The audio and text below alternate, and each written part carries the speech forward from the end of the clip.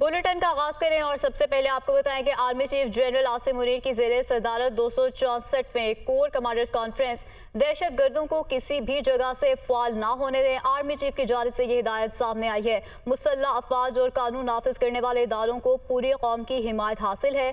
मुसल्लह अफवाज पाकिस्तान से दहशत गर्दी के खतरे को मुस्तकिल तौर पर ख़त्म करने के लिए पुरअज़्म है। इसी पर हम गुफ्तगू करेंगे। सैयद मोहम्मद अली ने हमें ज्वाइन किया है, सीनियर तज्ज़ियाकार हैं। सर बहुत शुक्रिया आपके कीमती वक्त का।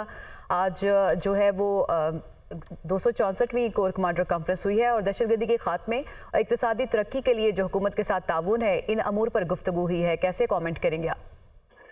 देखिए जी, चार पहलू इस कोर कमांडर कॉन्फ्रेंस के बहुत अहम हैं। सबसे पहला पहलू जो है खुद इसके वक्त का और इनकाद का वक्त है।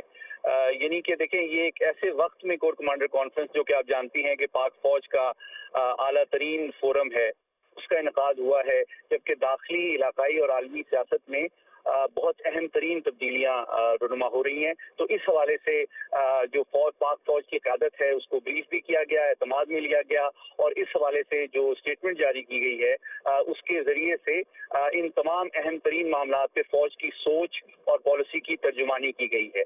तो दाखिली सतह पे जो तीन अहम तरीन चैलेंजेस को आइडेंटिफाई किया गया है, उसमें सबसे इम्पोर्टेंट चैलेंज जो है वो अवाम और फौज के दरमियान नफरत और गलत फहमियाँ पैदा करने की जो मजमून साजिश है उसको नाकाम बनाने के अज़्म का इरादा किया गया है। जो दूसरा बड़ा दाखिली सलामती का चैलेंज है वो दहशत गर्दी का है और जिस हवाले से इस अज़्म का इजहार किया गया कि जो मुसलसल पाक फौज कुर्बानियाँ दे रही है, न ये कि उनको खराज अकीदत पेश किया गया, बल्कि इस अज़्म का इजहार भी किया गया कि दहशत गर्दी के नासूर के फैसला कुन और हतमी खात्मे तक ये जंग जारी रहेगी। और जो तीसरा दाखिली सतह पे सबसे बड़ा चैलेंज है वो माशी खुशहाली और तरक्की का है और उसमें भी ये इस बात का इरादा किया गया कि जो सियासी क़यादत और सिविल इदारे हैं, उनके शाना बिशाना फौज जो है मुल्क की खुशहाली और तरक्की में अपना पूरा रोल अदा करेगी।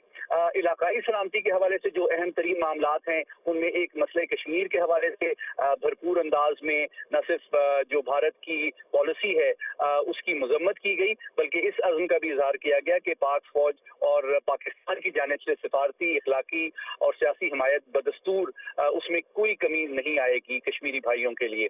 अलबत्ता जो अफगानिस्तान है उसके हवाले से इस मामले पे तशवीश का इजहार किया गया कि उनके गैर जिम्मेदाराना तर्ज अमल की वजह से दोबारा से एक दहशतगर्दी का अफगानिस्तान गढ़ बन चुका है और आलमी अमन सलामती के लिए अब एक खतरा बनता जा रहा है। आलमी सलामती के हवाले से जो अहम तरीन मामलात ज़ेरे बहस आए, उसमें एक चीज़ जो बिल्कुल वाज़ेह की गई है पॉलिसी के लेवल पे, वो हमारे फ़लस्तीनी बहन भाइयों के साथ बहुत वालिहाना इज़हार यकजहती भी है और उनकी नस्ल कुशी और ह्यूमन राइट्स वायलेशन की पॉलिसी की सख्त अल्फाज में मज़म्मत भी है। सैयद मोहम्मद अली साहब, आप हमारे साथ ही रहिएगा।